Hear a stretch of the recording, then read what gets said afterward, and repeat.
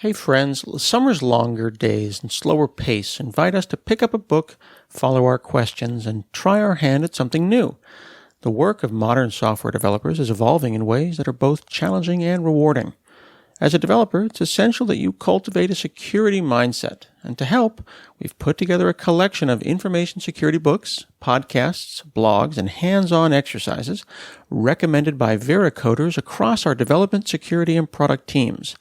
From a just-published page-turner to classic FRAC articles, there's something here for everyone who's interested in becoming more security-minded. So dip your toes in or take a deep dive. Visit www.veracode, that's V-E-R-A, code.com/reading. That's veracode.com/reading.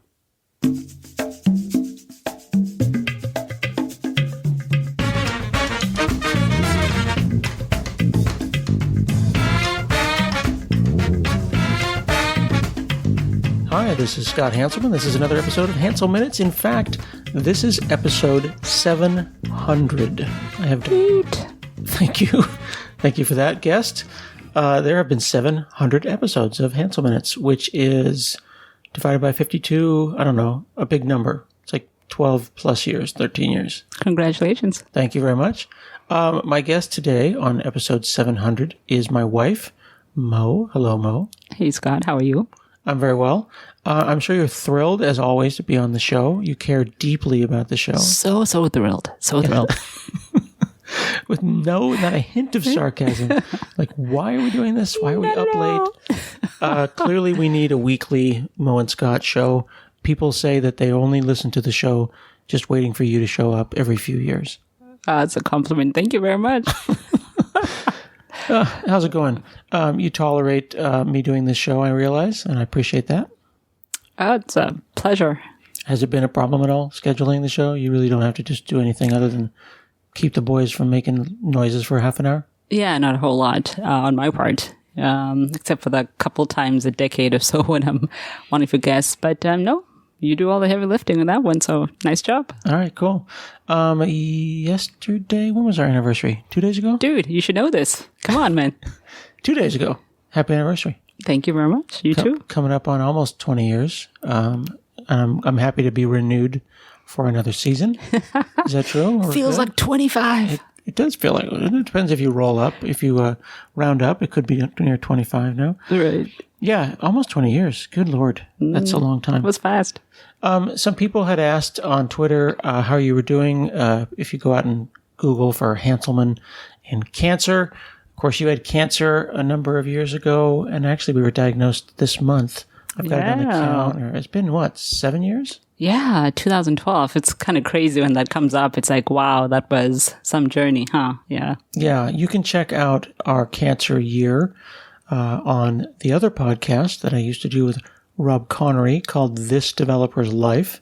If you go to thisdeveloperslife.com, the episode was called Cancer, and it was actually a diary over the course of the year, because if I recall, and correct me if I get this wrong, tiny wife, you wanted to keep a diary, but you didn't really have the energy to do the writing part of the diary, so instead you just recorded it on your phone. And you had I feel like this, and we would go for walks and we'd talk about it. So over the course of the year, as diagnosis and treatment and on surgery and all that kind of stuff happened, we kind of complained to each other, and then we tied that into a single podcast episode. Yeah, I mean, it totally helps to have an engineer for a husband who knows how to put that together, because I wouldn't have been able to do that on my own as far as documenting it. So it helped to have your expertise, because you were able to facilitate that in a way. I love that. Yeah. The one time that we're recording, you use expertise to refer to anything that I do. That's right. You are so wholly unimpressed with whatever the rest of the time, yes, when we're not recording. I don't think you've ever said anything even remotely close to expertise. And actually, that's a good point. We should mention what you do, because you're actually on your second career. What did you do before? Correct. I was in business, work for a nonprofit, and now I'm a nurse. And you see how understated you are? You have an MBA, you have an international business degree, a degree in French, you speak 4 languages, you were running a finance department for a nonprofit. Then one day you just decided to be a nurse. Why? Well, I mean, it wasn't quite that abrupt and that sudden, right? But something that I always wanted to do. Really? Yeah. We were together 10 years. You never mentioned nursing. No, we talked about it. We talked about going and doing some kind of people without borders kind of a thing. People without borders? Well, we couldn't be doctors without borders because we weren't doctors. So people. Exactly. So volunteers without borders. Just regular people with no borders. Right. Yeah. So, but I mean, look, it's just a way of giving back, right? When you have been given so much, and I always felt like it was a privileged life really that we've had. And so I always wanted to give back. But I mean, first, so I had to get a job and take care of my family because, you don't always know who you're going to marry, and you always want to be independent as a woman and be able to take care of yourself and your family. And my family was still in Zimbabwe at the time. And in fact, some of them still are there now. And wanted to get a job and be able to send money home. And so that was the plan, was do the quickest thing that would get me opportunity to send money home. And that was the business life. And well, when I married you, you had already had your master's degree and you were working and doing your own thing. Mm-hmm. And now you're doing an entirely different career.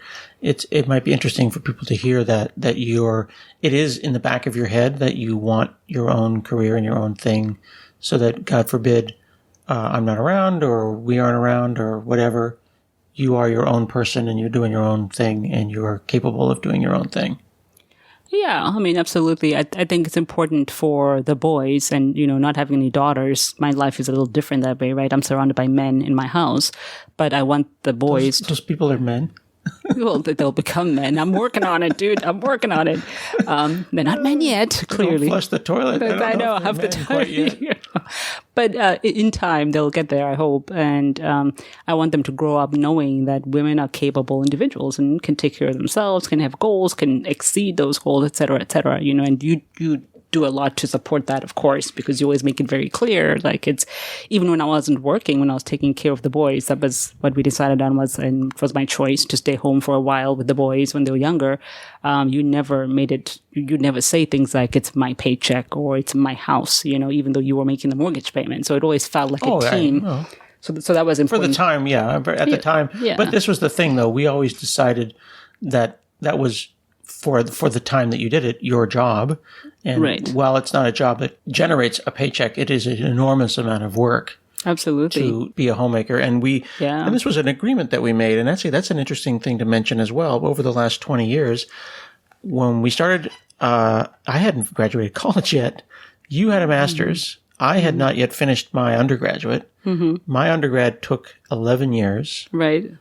Yeah, I love how you smile. You think that's hilarious because it took forever. Because we're recording, I'm going to compliment you on your tenacity. My tenacity. And stick-to-itiveness. And then when we stop recording, you will be like, you berate me for my laziness. I was like, dude, get with the program. 11 years? Yeah. So I finished my bachelor's in 2003. And while I was going to school, you were supporting me. Mm-hmm. And then when you decided to go into nursing, that was a plan. And this is a really big thing. It's a theme in my blog, in my podcast, in our conversations, is this notion of intentionality. Yeah. Don't let your life happen by default. Mm-hmm. And when you sat down and said, I want to be a nurse, you're like, okay, if I recall, this is my recollection, which may not be clear. It was basically you came and you said, buckle up, Buttercup.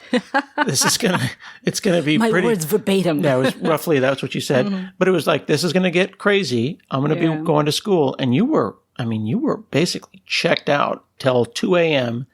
every night, 7 days a week, studying. If you weren't downstairs studying, you were upstairs studying. Mm-hmm. But that wasn't a thing that just happened. Like that was planned. Well, I mean, it was, and I think this is definitely recollection kind of softening the blow a little bit because it is a game changer when your spouse comes in and says, hey, I want to do this. And you're like, what? When did that become a thing? Yeah, you said that. I'm like, yeah, exactly. Because, and you even said it now. You're like, nursing, I didn't know you wanted to do that. Yeah, it is hard. But again, it's all about communication, right? And being part of a team and saying, hey, this is important to me. And if for whatever reason I didn't communicate that or convey that, my bad, No, I think you did. It matters. Now that we're people without borders. No, I'm talking about people without borders. Yes, let's make t-shirts. But I'm talking beforehand because I think that's what is a challenge in a marriage. And you and I have talked about this from our personality point of view. Just the other day, you were saying with the boys that when we have a plan in place, we might decide something as basic as, okay, we're going to get up and then go have bagels at our favorite bagel shop and then do A, B, C, D, E. And if you get that in your head on Friday night, for instance, saying, okay, that's what our Saturday is going to look like, our tomorrow is going to look like. And then I wake up on Saturday morning and say, okay, forget that idea. Here's what we're going to do. Instead, we're going to the beach. You said that the jars, you find that jar and you find that it's not the expected plan. So you've got to shift, So that was a little bit like that. My wanting to go back to school is a bit of a shift in the marriage and the plan. It's like, wait, where is this coming from? Yeah. But to be able to keep communicating, to be able to keep having the dialogue and saying, no, it really matters. And for you, you came around and then you became my cheerleader. Okay, well, if we are going to do this, let's do this. We go to nursing. And then it stops being Mo goes to nursing school, but we go to nursing school, et cetera, et cetera. And that was huge. Huge. And you bring up a really important point, is this notion of expectations. We've always said that in a marriage, you come in with expectations, and you have daily expectations, weekly, yearly expectations. Right. And when an expectation isn't met, there's fear and uncertainty and doubt and anger. Right. Because it's like suddenly the rug has been pulled out from underneath you. Yeah. And it can be something as simple as, we're going to the Olive Garden. No, we're not. We're going to Chipotle. And it's like, whoa, I'm angry suddenly because something has changed. Or it can be, hey, I thought you were going to work at this job, or I thought you were going to watch the kids, and now we're moving to Spain. Right. Like, what happened there? And you got to absorb the initial upsetness. Yeah. The initial context switch, I think, was the term that we used it. And then you got to get over it and say, all right, this is the change. This is what we're going to do. Yeah. And I find that, sometimes I do that a lot. Something as basic as conversation, where it depends who I'm talking to, right? Like if I'm talking to my sister, we can talk about 4 or 5 different things almost at the same time, and I can pick it up. We can be talking about the kids. We're talking about our work. We're talking about our mom. And I'll say, hold that thought, which, we have a phrase, we just say, put a comma there, is the equivalent of what we say. It's an English thing. That's the English translation of what we do say, which is put a comma there, and then I'll jump to something else and I'll come back and I'll pick it up. That can be hard to do, in a relationship if you're not sort of speaking the other person's language. And so I think you and I it's not perfect by any stretch of the imagination, but we continue to work at it. We continue to say, okay, this is what I'm going to do. And a couple of times you've called me on it and said, whoa, you just skipped steps here. You went from step 1 to step 7. What happened in between? And then I'm like, oh, shoot, I did. And you made a lot of assumptions. Well, not even assumptions. I in my head, I walked through it methodically. And then I was like, okay, I've got to go back and bring you up to speed. Okay, so this is where I am now, which is, right. For me, it was like, I'm a homemaker, okay? And I think your thought was, oh, you're going to go back and work for the nonprofit, or you're going to go back and work in the office. Yeah. Okay. So, and then I went from, I'm a homemaker now to, okay, so I want to apply to nursing school. Okay. For me, that's sort of a logical thing, because I've been thinking about this in my head. For you, this was like, wait, where, so once I went back and I said, hey, listen, I have always wanted to be somewhat involved in healthcare. I didn't even necessarily always want to be a nurse, but I always knew I wanted to be in healthcare in some capacity, right? So that's new information for you. Oh, I didn't realize that. Okay. So why now? Well, I want to do it now because our boys are older and a little more independent, I'm not nursing, for instance. They're not in diapers, et cetera, et cetera. So the older they get, the easier it is for them to sort of live their own lives. They're not as dependent on me and on you, Doesn't that thing, so that means that we should have a plan. The boys will be out of school and in college in the next 7 to 8 years. That's crazy talk right there. But yeah, it is totally nuts, because I know people who know us who remember us carrying them around. Yeah, you're right. And I remember, I always remind them, I remember when you didn't exist. So don't talk back. Right. What are we doing after that? Right. Have we even got an empty nest plan? Do people do that? Is that a thing? Well, we should have an expectation. You know how when you're dating, and then, maybe you're going to move in with the person, or you're going to get married, but then you discover that they do something gross with their toothbrush, or they don't flush the toilet, or, whatever. And then it's like, is that a deal breaker? Yeah. Right. And maybe you don't want pets, or maybe you do want pets, or maybe they're a vegan or whatever. Like there's a marriage or a relationship is a series of potential deal breakers that you then accept as not deal breakers. And then you move on to the next thing. What if we find out that you want to go and do salsa dancing for the next 20 years after the boys have left? As talented as I am, You know, yes, you're right. and I want to play Xbox. Yeah. How do we solve that? Well, I mean, I'm curious to hear your take on that. How do we solve Do we need that? to do it live on a podcast? I was just throwing out the idea that maybe we need to do some planning. Yeah, I mean, well, that's a given. I don't know. Right? I was hoping we would hang out and, I don't know, do yoga and go to the senior center. I don't know. I see you've given it a lot of thought here. I mean, Hanselman. I think the point is to get the boys out of the house and then chill, Yeah. right? The goal is to hang out, right? Isn't that just the goal in life? Hey friends, as a software engineer, chances are you've crossed paths with MongoDB at some point, whether you're building an app for millions of users or just figuring out your side hustle. As the most popular non-relational database, MongoDB is intuitive and incredibly easy for development teams to use. Now, with MongoDB Atlas, you can take advantage of MongoDB's flexible document data model as a fully automated cloud service. MongoDB Atlas handles all the costly database operations and admin tasks that you'd rather not spend time on, like security, high availability, data recovery, monitoring, and elastic scaling. Try MongoDB Atlas for free today. Visit mongodb.com/cloud. That's mongodb.com/cloud to learn more. Well, but I mean, one of the issues that we're facing, which I think most couples don't face, is that I am relatively new in my career, right? So you've been doing this for what, over 20 years? I mean, at least 25, in fact. in 20. Excuse me, I stand corrected, people. 25 No, years. but you've been a nurse for 5 years, not going by. Right. Is that mostly new? You're like a senior nurse. No, but what I'm talking about, though, is from a career point of view. Most people, when they talk about a career, it's 30 years, right? So you're talking about retiring. Yes, they do. They do. That's a thing. Okay. But I'm not even sort of halfway into my career, so to speak. You know, so it does create a bit of an unusual challenge. And I think most people, by the time they're 45, are not saying, I'm just 5 years old in my job, you know, whatever my job is. Well, that's a good question. So do you want to do this until you're 65? Yeah, I mean, that's the kind of thing that I was saying, that it's about communication and having the conversations, because you're clearly telling me that you just want to, you know, float around and be a bum, is what I heard in that. I don't mean a bum. I would just like to finish one Xbox game. Right. I mean, I think the goal is to a pressing and key goal. Make it to level 2. Right. I mean, and then your life will be complete. Yes. I know. I mean, I think the goal is to not have to work. And then I might go and teach. You know, we always talked about me teaching high school. Right. Mm-hmm. You know, and you talk about traveling too, right? You know. Yeah, and then I'll teach high school wherever that is. You know. Right. Yeah. Or run around the world. Get one of those around the world tickets, where as long as you keep going east, right, you can just kind of like go continue. You know, I don't know. Like the point is to not have to wake up on a random Tuesday. Yeah, that would be cool. I mean, I might still do the podcast and. Because I can't stop now, right? That's right. I've got to be your 800th. Yeah, well, I need you for episode 1000. Right. In fact, which is coming up pretty soon here in about 7 years. Oh, gosh.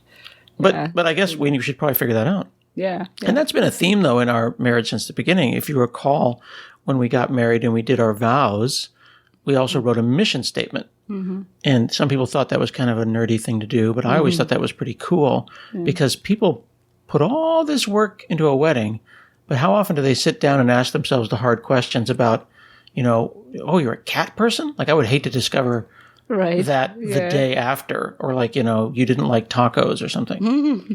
Oh, I mean, we could cobble on without tacos, but I think Diet Coke I think Diet Coke would be a deal breaker for you. I mean, you'd leave me and the kids if I said anything. If you were an anti-Diet Coke zealot or something. Right, yeah. I'm not sure how we would function. Yeah. But the point was that intentionality seemed to be permeating us. Were you intentional before we got married?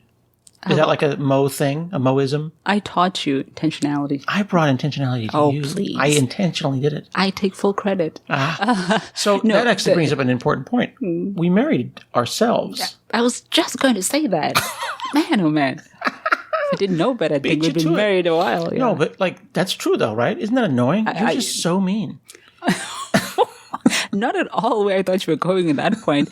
But yeah, I mean, I think it's true. And I always tell people, it's like, I married myself, which is awesome. like, 62% of the time, and then the rest of the time it's like, oh my God, I married myself. It's an egomaniac to marry yourself.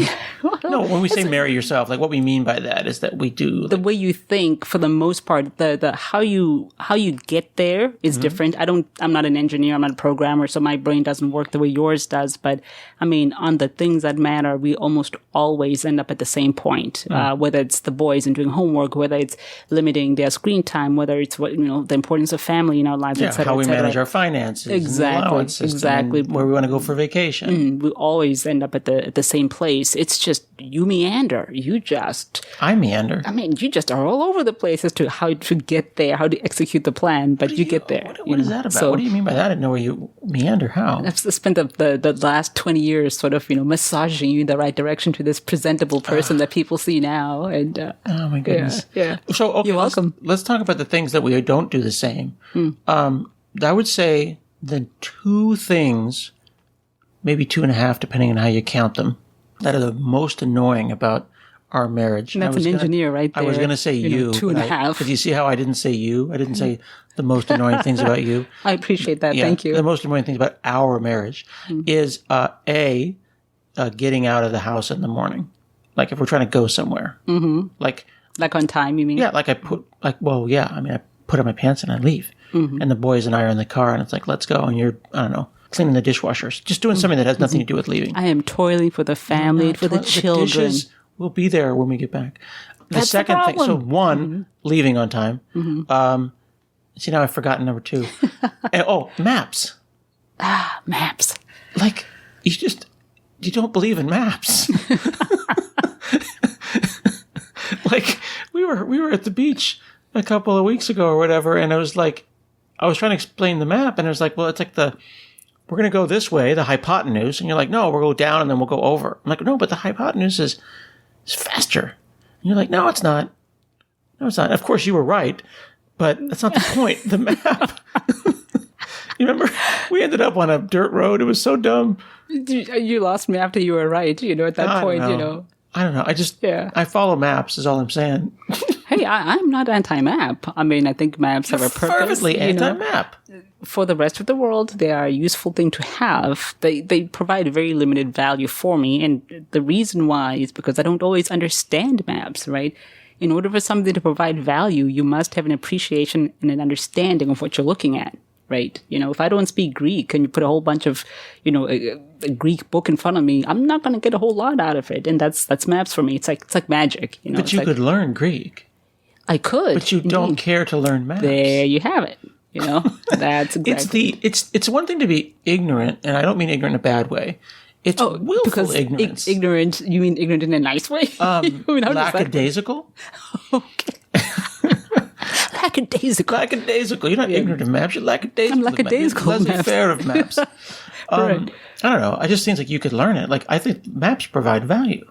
They do, but there are many other things that I could learn that are important to me, that I care about. But why do you go the long way? Because to me, it's not the long way, right? But listen. It is the long way. It's the long way to you because of something else that you value. So you might value getting to where you're going. For me, it's the process, right? What am I doing on that drive? Well, I may be talking to you, I may be talking to my other son, or to my son, I may be talking to my sister, or whatever the case may be, right? So it's not as necessary for me to go from point A to point B directly. I will take the way that I think is fastest. But if you tell me that there's another way that's even faster, if I go the hypotenuse, well, great. You go the hypotenuse, I'll go my way. The part that's so funny is that the goal is almost always, for the most part. To get there. Well, yeah, to get there safely and whatever. Right. Mm-hmm. Following the fastest direction. You don't want to be in traffic. Nobody likes stoplights. Yeah. And then I'll go, hey, we should go this way. It's faster. And you'll be like, well, good luck with that. Right? Like, enjoy that way. I'm not going that way. But I'm like, this is faster. And you go, if you say so. It's like you're trolling me. It's like you say, if you say so. It's like, no, it's not if I say so. If physics itself says that direction is faster, it's faster. Except, of course, when I get it wrong and it's a dirt road. But that's neither here nor there. And you point to a map and you say, the map says let's go this way, and we go there and we end up in somebody's backyard. What was it? Because we were on a ferry. Wasn't it a ferry? Or it was like a bridge was down? Remember that one? Where the GPS took us right up to the end of the lake? Oh, And there was no ferry there. There was no ferry. And there was another time it took us right up to somebody's yard because I guess they'd built a house and this poor guy actually let us drive through his property. I'm like, let's hear it from Abs. I believe at that point I said, I stand corrected because, so this is the other thing that you do. This has become a thing. Everyone's got their shorthand. Every relationship has their shorthand. And I think that those things are important. When you're right, this is a lovely thing that my wife does.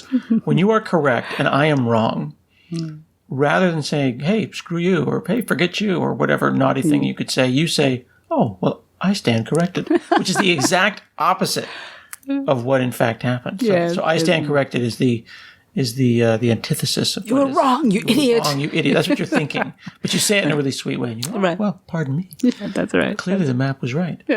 I don't know. I just feel like maps are important. But getting out the door on time is important as well. I mean, come on. Yeah, it is. It is. I mean, but again, what am I doing instead of getting out on time? For you, it just becomes a matter of you're disrespecting the process. You're disrespecting us leaving, Well, I mean, I'm looking at those dishes. They're not going to clean themselves. And if I may, and you say to me, they'll be there when we get back. They will. That's the problem. They'll still be sitting there filthy when we get back. But you can either front load the work or back load the work. Like, if we're leaving for a week, I can see we're doing the dishes. That's a good idea. But if we're leaving for lunch, then really let's go.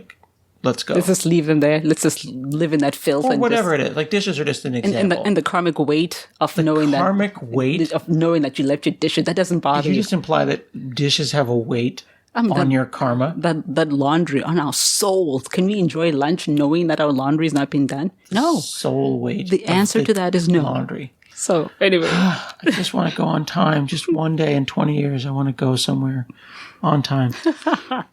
We've been doing a lot of family events lately, which is pretty cool. Yeah. The boys signed up for Taekwondo, Korean martial art. And the first couple of days, we sat there with the other parents in like a row of parents and watched them and checked our email. Yeah. And I felt kind of dumb sitting there checking my email. So then we jumped in. And now we are working on our blue belts in Taekwondo. And the other parents are still sitting there on their phones. Right, yeah. I didn't think that you were going to go for it, but you're actually turning out really well at this. Did that surprise you? Well, again, I think you're glowing. I think you're doing okay. I am. Better than you thought you were going to do. That is true. I think that's fair. And I went through sort of a love-hate relationship with Taekwondo because it's hard to realize just how old you are. And I'm not saying that, no, you're not how old. How old one is. One is because you always think that you're young at heart and that you're flexible. And then all of a sudden somebody says, give me 20 push-ups and you get stuck after 2. And it's like, okay. Kick me in the head. And you're like, kick you in the knee. That's right. Yeah. Because he's standing there holding his arm up above his head. It's like, kick my hand. And it's like, okay, so that's not going to happen. How about we compromise? Yeah, and I just kick you in the ankle, We're feeling our mid to late 40s. Exactly. More than ever before. Yeah. But one of the key things that made me want to do this was, our boys are boys, and they enjoy a lot of the boyish things, the race car games and all this stuff. Kicking stuff, yeah. Yeah, and kicking stuff, which isn't my thing. Again, I was kind of lamenting saying I don't have a daughter. But I realized that if I want to be close to them, okay, I need to speak their language and I need to get into the things that they enjoy so we can maintain the closeness that we have now. And so I'm not really a video gamer, never really going to be my thing.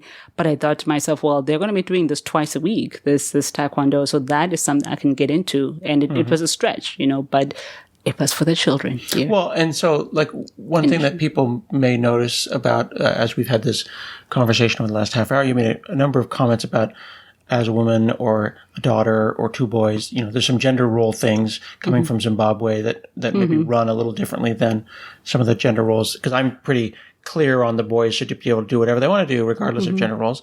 Ironically enough, we get into Taekwondo, like 60% of the class is women, and one of the grandmasters is a woman. And now we've got a bunch of women in the Taekwondo class, and again, the grandmaster. One of the grandmasters is a married couple, is a man and woman. She actually mentioned how nice it was to have you in the class. So Taekwondo is ending up to be kind of a nice mix of men and women in that class. I mean, I would disagree that it's 60% women. I think what you're trying to say is girls. Yeah, there's not a lot I didn't mean women. As in adults, Sorry. yeah. Because the point is, though, you thought you'd be the lone woman in a taekwondo class of boys kicking stuff. To be clear, I'm one of two women, so and young women who are in their teens. Right. I'm just saying that it is at the very least 50-50. See, here we are mincing words. It's like 60% girls in the class. Women, girls, kids. I don't know. I'm going to go and count the number of kids in the class now and have this argument.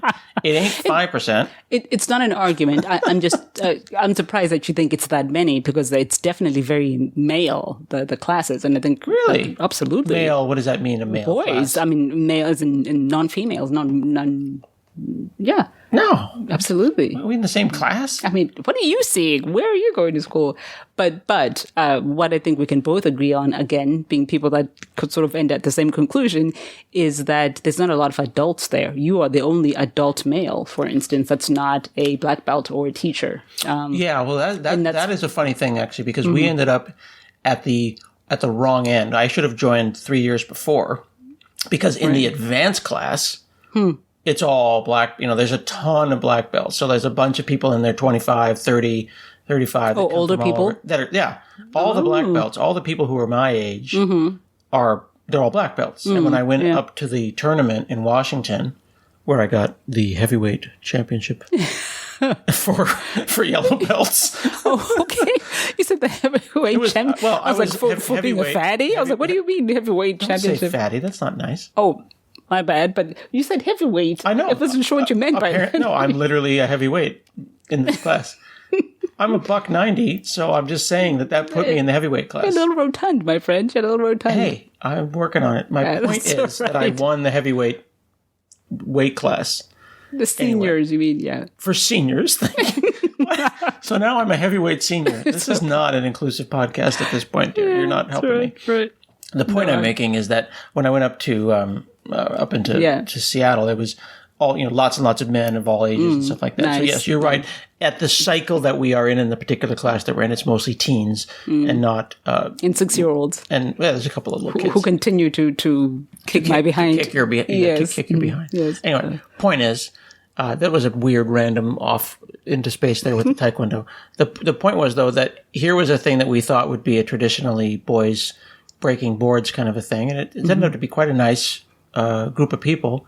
Yeah. And now I'm visualizing, like every time we go, I'm visualizing that family black belt that we all going to get black belts. And I noticed actually when I went upstairs in the guest room, I didn't realize this. You had actually hung up all of our certificates. And our awards from that.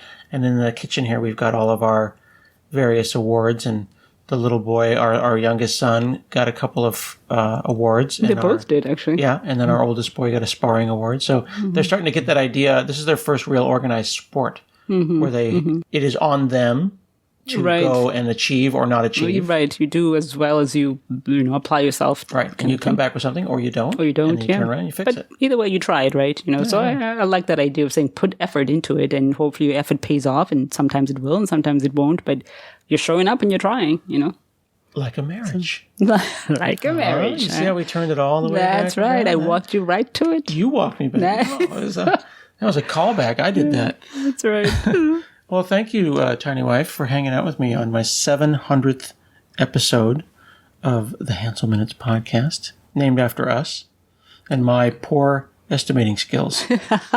Hansel Hour, yeah. Did you know that that's why Hanselminutes is called that? Is because you thought it would what? Because I'm a bad estimator. No. True story. If you're here now listening to the 700th episode of Hanselminutes, you may wonder, why is this show called Hanselminutes? Because a gentleman that I worked with, who you can find on Twitter, named Travis Illig. Remember Travis? I remember Travis, yeah. So when I worked with him at Carillion, before Microsoft, many, many years ago, I used to say, oh, yeah, I could do that in about 30 minutes. And he would look at me incredulously, and he would say, are those Hansel minutes or actual minutes? Because I would say nice. 30 minutes and it would end up being like 6 hours. So then when the podcast idea came out, I said that we'll call it Hansel Minutes after my bad estimating. Because the show is supposed to be 30 minutes long, and here we are at 34. Oh, well. But perfect. And then this is the part where I do the radio voice. Oh, I love the radio voice. Sure. Do you want to do that? This has been another episode of Hanselminutes, and we'll see you again next week. And you do that. Oh. Can you try that? Say that. You're on your own. You're not going to do that? I'm not going to do that. I don't have that deep of a voice. What do you mean? You got to do the radio voice. The radio voice. All right. We'll see you all later. Bye-bye. Bye.